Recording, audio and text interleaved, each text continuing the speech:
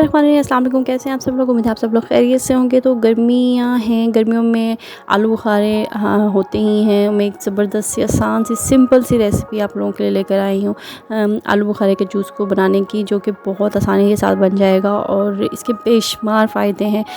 इसके फ़ायदों की बात भी मैं करूँगी। अच्छा, इसके लिए मैं क्या क्या चीज़ें यूज़ कर रही हूँ पहले वो देख लें। अच्छा, आप लोग चीनी का भी इस्तेमाल कर सकते हैं, शक्कर का भी इस्तेमाल कर सकते हैं, गुड़ का भी इस्तेमाल कर सकते हैं। जिसको जो चीज़ सूट करती है आप लोग एज़ ए शुगर डाल सकते हैं। ठीक है, मैं यहाँ पे 1 चम्मच के करीब सिक्रोल डाल रही हूँ, लेकिन आप लोगों के पास जो चीज़ अवेलेबल हो आप वो कर सकते हैं। ठीक है, और थोड़ा सा आपने काला नमक होगा तो काला नमक डाल लीजिएगा। मैं यहाँ पे सफ़ेद नमक का इस्तेमाल कर रही हूँ क्योंकि मुझे काला नमक सूट नहीं करता। बहुत सारे लोगों के मुख्तलिफ़ किस्म के इश्यूज़ होते हैं।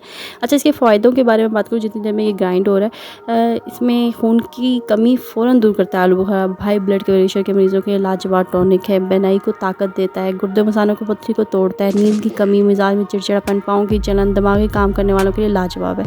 बेशक खुदा की नेमतों का जितना शुक्र अदा किया जाए कम है। अगर इसके अलावा मैं इसके फ़ायदों की बात करूँ तो मैदे की गर्मी, मसाने की तपिश, जिगर के अमराद, हाई ब्लड प्रेशर, कब्ज़ का खात्मा करता है, खून की कमी, कोलेस्ट्रॉल, मोटापे का मुकम्मल इलाज करता है।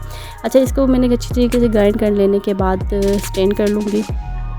बर्फ़ मैंने ऑलरेडी जग में डाल दी थी। ठीक है, अगर आप लोगों ने मेरे चैनल को सब्सक्राइब नहीं किया तो प्लीज़ लाइक शेयर सब्सक्राइब करना मत भूलिएगा। बेल आइकन को जरूर बजाइएगा ताकि मेरी आने वाली हर लेटेस्ट अपडेट आप लोगों तक सबसे पहले पहुंचे। आप लोगों का छोटा छोटा प्यार कमेंट सेक्शन से हमें मुझे नज़र आ जाता है। उम्मीद है आज की वीडियो पसंद आई हो तो लाइक शेयर सब्सक्राइब करना मत भूलिएगा। दुआ में याद रखिएगा और ये ज़रूर ट्राई कीजिएगा। कमेंट सेक्शन में ज़रूर बताइएगा। अल्लाह हाफ़िज़।